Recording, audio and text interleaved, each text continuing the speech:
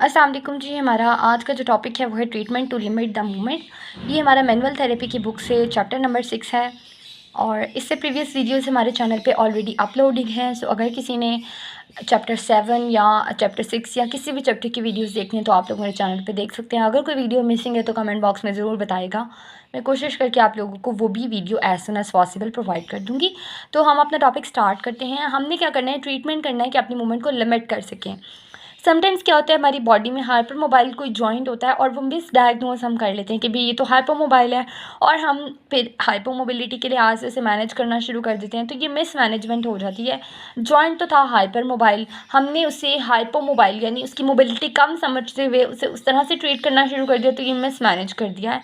क्योंकि जो अनस्किल्ड होते हैं प्रैक्टिशनर्स, वो पैसिव मूवमेंट टेस्टिंग में इतने ज़्यादा स्किलफुल नहीं होते। उन्हें आइडिया नहीं होता कि आइदर ये वक्ती टेम्परेरी हाइपरमोबिलिटी की तरफ गया हुआ है या वैसे ही जॉइंट हाइपरमोबाइल है या हाइपर मोबाइल है।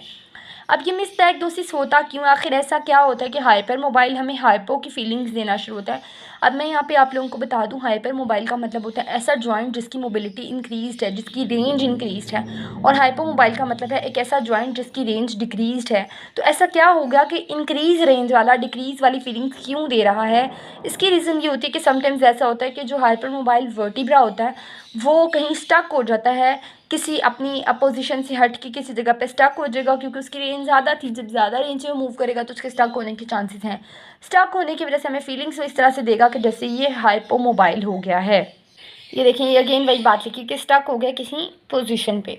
The skilled application of the traction and gliding test manoeuvres, अगर हम ट्रैक्शन टेस्ट अप्लाई करते हैं या ग्लाइडिंग टेस्ट अप्लाई करते हैं तो वो चीज़ समटाइम जॉइंट को रिलीज़ कर देती है और हमें रिवील कर देती है। ज़ाहिर है जहाँ पे जॉइंट स्टक हुआ था, अब वो अगर रिलीज़ हो गया तो अब हमें रिवील हो जाएगा कि यहाँ पे तो जॉइंट की हाइपर मोबिलिटी है। ठीक है। समटाइम्स क्या होता है, हम लोग क्या करते हैं, पोजिशनल फॉल्ट को करेक्ट करने के लिए हम ग्लाइडिंग या ट्रैक्शन करते हैं, उसी से हो जाता है। समटाइम्स हमें फिर ग्रेड 3 की स्ट्रेच ट्रैक्शन ग्लाइड मोबिलाइजेशन करनी होती है, या समटाइम्स हमें मैनिपुलेशन करनी होती है। जैसे ही हम मैनिपुलेशन करते हैं इमीडिएटली जॉइंट रिलीज़ हो जाता है और उसकी हाइपर मोबिलिटी जो है वो अब हमें अपेरेंट हो जाती है, हमें पता चल जाता है कि ये तो हाइपर मोबाइल है। अब अगर कोई थेरेपिस्ट जो है वो इतना स्किलफुल है कि वो एंड फील को अच्छे से असेस कर सकता है, तो वो एंड फील को फील करके वो बता सकता है कि ये जो हाइपर मोबिलिटी है क्या ये नॉर्मल है, एनाटॉमिकल वेरिएशन है, या ये किसी पैथोलॉजी की वजह से आई है। क्योंकि जो एनाटॉमिकल है, कहा जाता है कि हर पर्सन की बॉडी दूसरे से डिफरेंट है।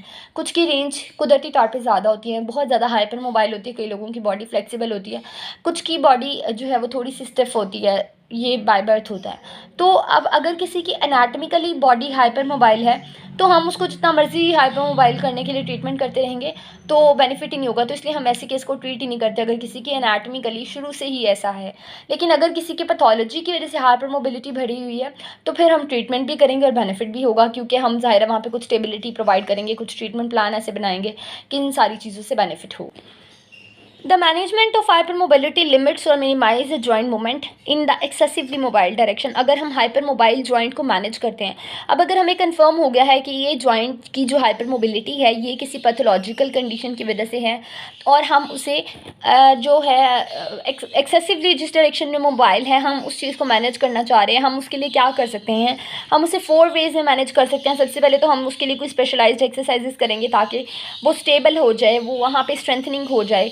इसके अलावा हम ये कर सकते हैं कि हम मूवमेंट को इंक्रीज़ करेंगे जो एडजेसेंट जॉइंट्स हैं उनकी मूवमेंट को, क्योंकि समटाइम्स ऐसा होता है अगर एडजेसेंट जॉइंट्स की मूवमेंट को बढ़ा दो तो भी हाइपर मोबिलिटी जो है वो कंट्रोल हो जाती है। लाइक कोई साथ वाला जॉइंट था वो ज़्यादा स्टिफ था, अब अगर मैंने उसकी मूवमेंट को भी मेंटेन कर दिया तो जिस जॉइंट की हाइपर मोबिलिटी है वो ज़रा मेंटेन हो जाएगी। इसके अलावा हम टेपिंग या कोई ऑर्थोसिस वगैरह भी अप्लाई कर सकते हैं। Instruction in the body mechanism and ergonomics, हम जो है ना वो बॉडी के मैकेनिक्स और एर्गोनॉमिक्स वगैरह को भी चेक करेंगे। हाइपर मोबिलिटी ट्रीटमेंट जो है ये हमारे पास लॉन्ग टर्म होता है, इसमें हमें परसिस्टेंस और पेशेंस बहुत रिक्वायर्ड होते हैं, इतनी जल्दी ये चीज़ ठीक नहीं होती है। और अगेन वही बात, grade 3 stretch mobilization hyper mobile joints के लिए कॉन्ट्रा इंडिकेटेड है। सो वही बात हो गई कि अगर हाइपर मोबाइल को हम हाइपो समझ लेंगे तो हम उसको मिसमैनेज कर सकते हैं। इसलिए ये चीज़ श्योर कर लो स्टार्ट से ही कि आइदर ये किस कंडीशन में फॉल कर रहा है ताकि उसे उस हिसाब से डील किया जा सके।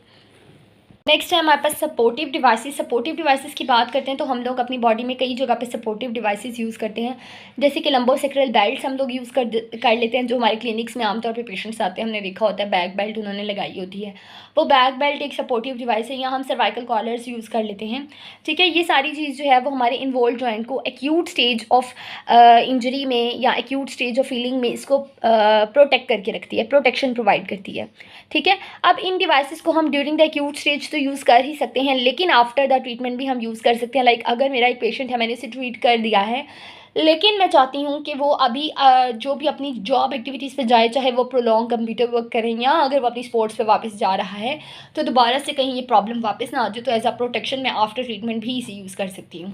और अगर सिम्टम्स किसी पेशेंट के रिकरेंट हैं, बार बार वापस आते हैं, तो भी हम इसे यूज़ करेंगे, ठीक है। उसके अलावा क्या होता है कि हम ज़्यादातर जो लंबर बैक बेल्ट्स बनी होती हैं वो इलास्टिक मटेरियल की बनी होती हैं, क्योंकि आपको पता है अगर हम किसी भी चीज़ को इमोबिलाइज़ कर देंगे, रिजिड कर देंगे, तो वहाँ पे मसल वेस्टिंग या एट्रोफी होने के चांसेस होते हैं। तो लंबर बेल्ट्स जो हैं वो इलास्टिक बनाई जाती हैं ताकि वहाँ पे मसल वेस्टिंग को जो प्रोलॉन्ग इमोबिलाइजेशन की वजह से एक मसल वेस्टिंग स्टार्ट हो जानी थी वो ना हो, और मसल जो हैं वो बिल्कुल अपना ठीक रहें। समटाइम्स हम लोग जब इस तरह की कोई सपोर्टिव डिवाइस पहनाते हैं पेशेंट को, साथ ही साथ हम उन्हें स्ट्रेंथनिंग एक्सरसाइजेज भी प्रोवाइड कर रहे होते हैं, ताकि जैसे ही मसल्स और बॉडी अपनी नॉर्मल एक रूटीन पे आए तो हम इन सारी चीज़ों को क्विट कर दें। इसके अलावा अगर पेशेंट की बहुत ज़्यादा सीरियस या क्रॉनिक इंजरी है, तो इस केस में हम क्या करते हैं, कुछ हार्ड जो है वो कॉलर्स यूज़ करते हैं या हार्ड बेल्ट्स यूज़ करते हैं या कोई रिजिड सपोर्ट यूज़ करते हैं, ठीक है। लेकिन अगर कुछ एक्यूट इंजरी है, इतनी ज़्यादा सिम्टम्स नहीं है जिस प्रोटेक्शन के लिए करना है, तो हम इलास्टिक मटेरियल वाली चीज़ें यूज़ करते हैं।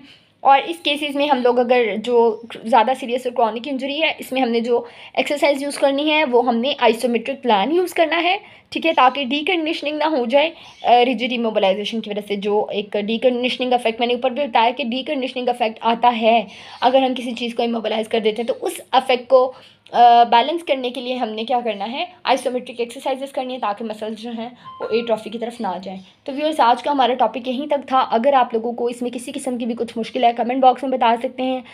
और मुझे इंस्टाग्राम पे फॉलो करें, मेरे चैनल को सपोर्ट करते रहें, सब्सक्राइब करें, अपने फ्रेंड्स के साथ शेयर करें और ज़्यादा से ज़्यादा इस नॉलेज को शेयर करें। ओके जी, अल्लाह हाफिज़, दुआओं में याद रखिएगा।